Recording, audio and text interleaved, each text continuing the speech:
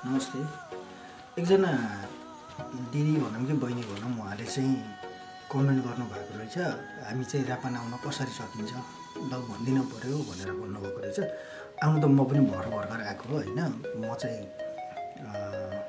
Bachelor भिजामा आएको, तर engineering visa भनेर आएको छ, हाम्रो छ इन्जिनियरिङ भिजा भन्नु रहेछ होइन।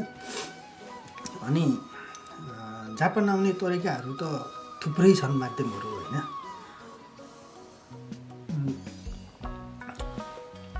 तर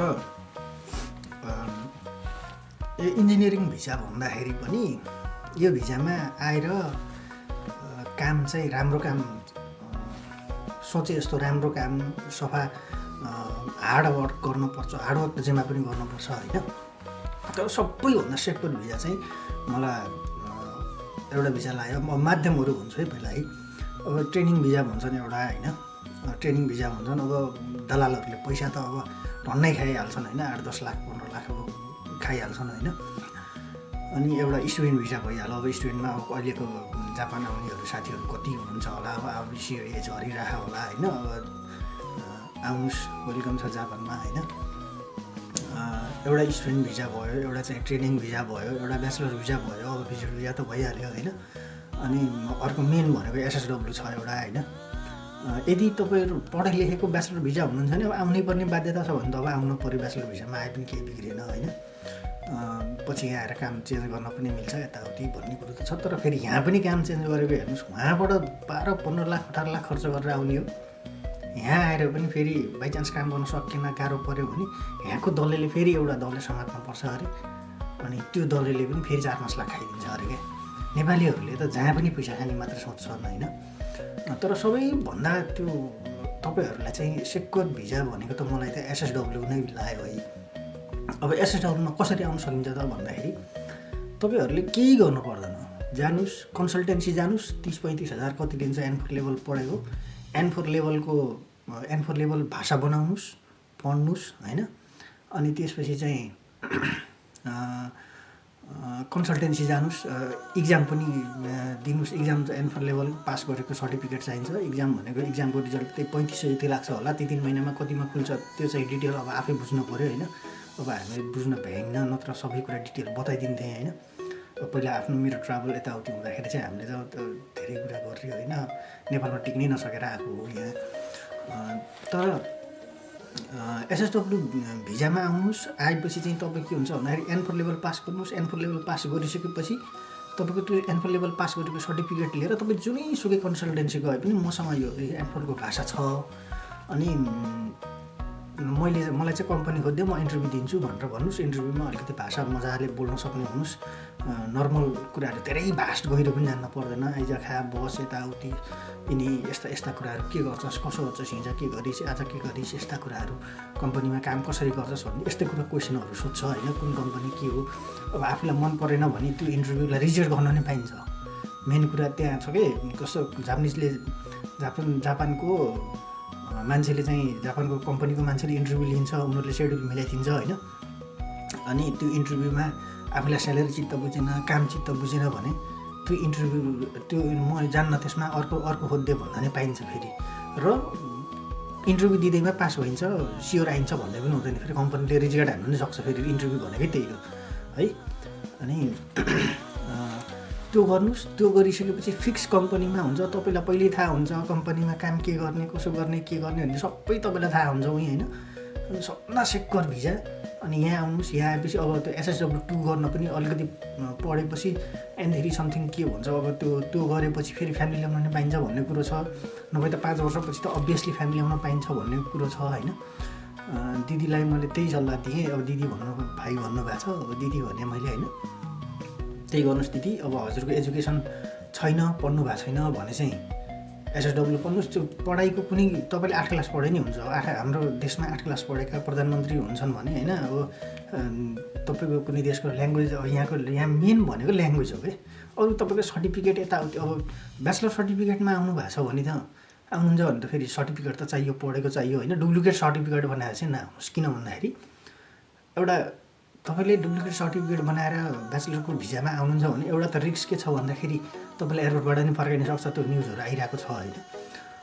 अर्को कुरो के हुन्छ भन्दाखेरि अब नेपाल त अनलाइन सिस्टममा त गइसकेछ लगभग यी झोलेहरूले गर्दा पो भोलिकन राम्रो प्रधानमन्त्री अथवा राम्रो शासन आउने बित्तिकै त तपाईँ त नेपालको सबै कुरा अनलाइन हुन्छ। अनि त्यसपछि तपाईँको रजिस्ट्रेसन नम्बर हानेर चेक गरिदियो भने त तपाईँको सर्टिफिकेट त्यहाँ देखिँदैन होइन।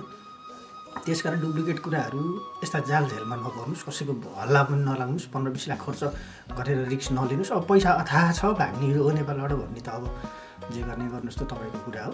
यदि पैसा कमाउन आउने हो भने सजिलो उपाय एसएसडब्ल्यू पढ्नुहोस्, घरमा मेहनत गर्नुहोस्, नेपालमा अलिकति मेहनत गर्नुहोस्, पढ्नुहोस्, त्यसपछि कम्पनी चुज गर्नुहोस्, इन्टरभ्यू दिनुहोस्। जुनैसुकै कन्सल्टेन्सी 4-5वटा कन्सल्टेन्सीमा गएर तपाईँले ल मलाई इन्टरभ्यूले भन्नुहोस्, पैसा पनि धेरै लाग्दैन, टिकट काट्ने आउने हो। अब कुनै राम्रो कम्पनीहरू पऱ्यो भने त टिकट सिकट पनि प्रोभाइड गर्छ भन्ने छ होइन।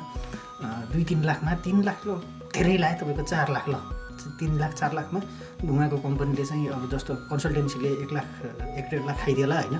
अनि तपाईँको 1 लाखको 1.5 लाखको टिकट पर्ला, त्यही हो तपाईँलाई सबभन्दा सजिलो उपाय भनेको त्यही हो। त्यही गर्नुहोस्, भाषा पढ्नुहोस्, राम्ररी पढ्नु भयो भने एन्फर लेभल 3 महिनामा 4 महिनामा त तपाईँले नन स्टप हामीले जसरी हिजो बिहान हामीले एकाउन्ट फाइनेन्सहरूको कलेज पढ्दाखेरि हामीले जसरी पढिन्थ्यो नि त्यो तालले पढ्नु भयो भने तपाईँ 3 महिनामा एन्फर लेभल गर्न सक्नुहुन्छ क्या होइन। भाषा केही छैन, युट्युबमा हेर्नुहोस्, यता हेर्नुहोस्, उता हेर्नुहोस्।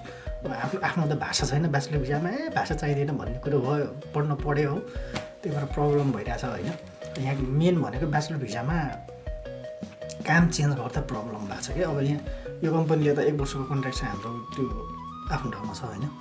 यहाँबाट भोलिकन अन्त जाँदाखेरि चाहिँ के भाषा लास्टमा आउँछ भाषा। त्यही भएर जापान आउने मान्छेले चाहे स्टुडेन्ट चाहे चाहे जे भयो भाषा चाहिँ पढ्नुहोस्।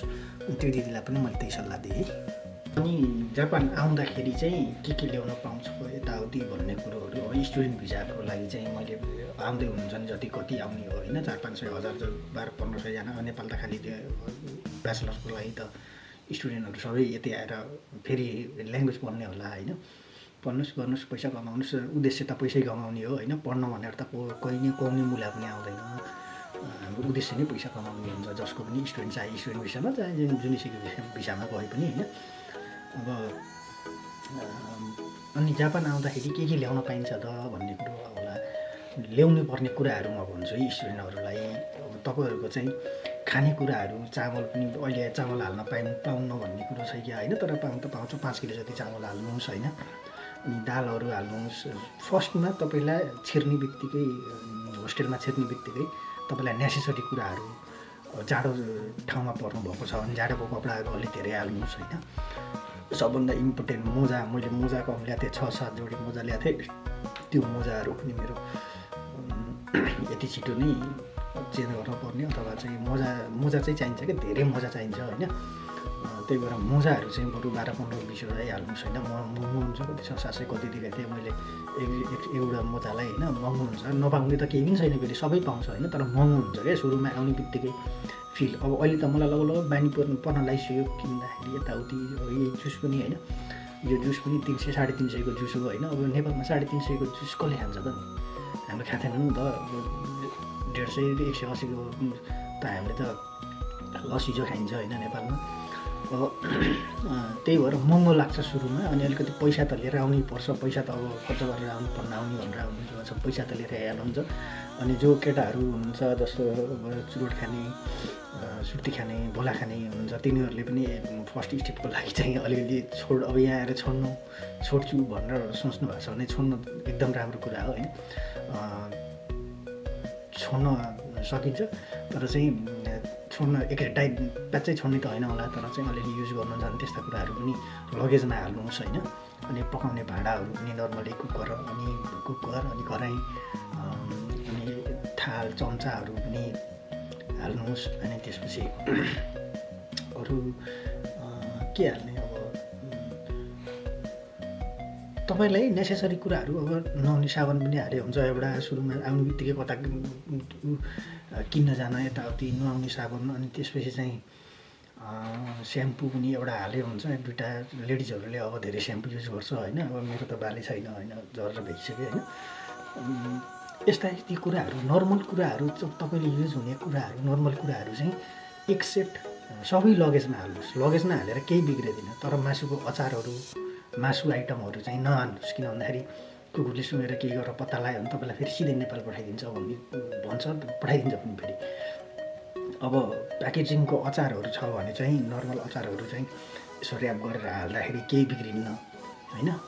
प्याकेजिङको अचारहरू हाल्नुहोस्। अलिअलि धेरै टन्नै हाल्नु पर्दैन। सुरुमा अब यहाँको चाहिँ पानीले पनि उहाँको मसला हाल्नुहोस्। अब मसला मेन इम्पोर्टेन्ट भनेको मसला हाल्नुहोस् होइन। सब फेरि ट्याग भएको हाल्नु होला है। ट्याग ब्रान्डेड प्याक भएको भए रेटिनीमा गएर किने नि हुन्छ, जहाँ गएर किने नि हुन्छ होइन। तर चाहिँ प्याकमा डेट भएको ट्याग भएको हाल्नुहोस्। बाइचान्स झोला खतल खतल पाऱ्यो भने त त्यहाँ त सबै कुरा डेट सित्यो यताउति सबैको चाहियो नि त। त्यही भएर अब यस्ता सिन्की यताउतिहरू चाहिँ एउटा भाइले त मसँग आउने भाइले त ल्याएको थिएँ होइन। अब मासुको अचार पनि ल्याएको थिएँ। तर त्यस्तो रिस्क नलिनुहोस् क्या। त्यो यहाँ पैसा कमाउनु भनेर आउने हो होइन। किन त्यो उहाँबाट रिस्क लिएर सिन्की यताउति यस्ता बोकेर त्यो सिन्की भनेर सिन्किजो भनेर उनीहरूलाई कसरी बुझाउनुहुन्छ होइन। एयरपोर्टमा कसरी बुझाउनुहुन्छ। तपाईँसँग भाषा हुन्न सुरुमा। त्यही भएर यो तपाईँलाई भोलि बिहान झोला खोलिहाल्यो भने धेरै डिफिनिसन दिन पर्ने कुराहरू छ भने त्यस्तो कुराहरू नल्याउनुहोस् है। त्यही हो स्टुडेन्टहरूलाई चाहिँ मेन कुराहरू त्यही हो। वर्किङ भिसामा पनि यही हो कुरा। जुन भिसामा आए पनि अब हाल्ने कुराहरू यिनी हुन्। तर मासुको आइटमहरू कसैले भन्ला मैले त लिएर आएको यताउति भन्ला। सुकुटीहरू मासुको आइटमहरू त्यस्तो नहाल्नुहोस्। ल्याउन पाउँदैन भनेर चाहिँ त्यो एयरपोर्टमा चाहिँ एउटा कार्ड दिन्छ होइन। त्यहाँ के ल्याछस् भनेर टिक ल्याउनु पर्ने पनि हुन्छ होइन। अब ल्याए पनि मान्छे त ल्याएन भनेर लगाइदिन्छ होइन टिक। तर चाहिँ बाइचान्स त्यस्तो केही परिहाल्यो भने त तपाईँहरूलाई फेरि गाह्रो हुन्छ नि होइन। त्यत्रो पैसा खर्च गरेर आउने हो, भविष्य बनाउन भनेर आउने हो जो पनि होइन।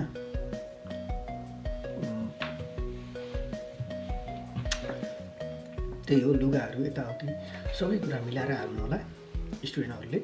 मेन भनेको जस्तो यति भन्दै आजको यो ब्लग चाहिँ यो जापानको इन्फर्मेसन मात्रै मैले एकजनालाई दिदीले कसरी आउन सकिन्छ भनेर भन्नुभएको थियो। त्यसैको लागि चाहिँ मैले बनाएको। तर चाहिँ यो स्टुडेन्टहरूको र आउने मान्छेहरूको लागि चाहिँ केही कुराहरू थप गरिदिएको जानकारी त म पनि फेरि एयरपोर्टको मान्छे होइन, म पनि एजेन्ट होइन केही होइन। मैले भोगेको कुराहरू मात्र तपाईँहरूलाई सम्झाएको। फेरि जान्ने भयो यो भयो त्यो भयो भनेर चाहिँ नभन्नु होला है। त्यस्तो छ भने बरु नहेर्नुहोस् भिडियो होइन। मलाई भिडियो बनाउनु मेरो काम पनि होइन। मैले जस्ट इन्फर्मेसन मात्रै दिन खोजेको। मलाई चाहिँ चासो भनेको नेपाल बनाउने चासो, नेपालको राजनीतिसँग चासो परिरहेको हुन्छ। मलाई नेपालीहरू दाजुभाइ दिदीबहिनीहरू सकेसम्म त नआइदियो हुन्थ्यो, विदेशमा गएर दुःख नपाइदियो हुन्थ्यो, नेपालमै रोजगार भयो हुन्थ्यो भन्ने चाहना मेरो पर्सनल चाहना हुन्थ्यो। त्यो गरिन्छ हामीले एक दिन हामीले गराउने जो हो। यी बाहरूले कति दिनसम्म हामीलाई च्यापेर राख्ला नि त होइन। नेपाली जनतामा कति दिनसम्म सचेत नहोला र। तपाईँहरू जो स्टुडेन्ट आउँदै हुनुहुन्छ, जो विदेशमा हुनुहुन्छ होइन, सबैले हेर्नु होला यो भिडियो। तपाईँहरूको बुबा आमाहरूलाई सम्झाउनुहोस् कि भोट अब नहाल्नुहोस्। चाहे आउनुहोस् खानुहोस्। त्यो चुनावमा दिन्छन् नि, चुनावमा दिएको जति सबै खाए हुन्छ क्या। भ्रष्टाचार गरेको पैसा हो त्यो। चुनावमा दिएको पैसाहरू सबै खाने, भोट चाहिँ सही व्यक्तिले हाल्ने क्या, सही ठाउँमा भोट हाल्ने। त्यो काम गर्नुपर्छ। ल राम्ररी आउनु होला सबै स्टुडेन्टहरूलाई वेलकम छ जापानमा। आउनुहोस्, दुःख गर्नुहोस्, गाम्बाते गर्नुहोस्। नमस्कार। अर्को भिडियोमा भेटौँला।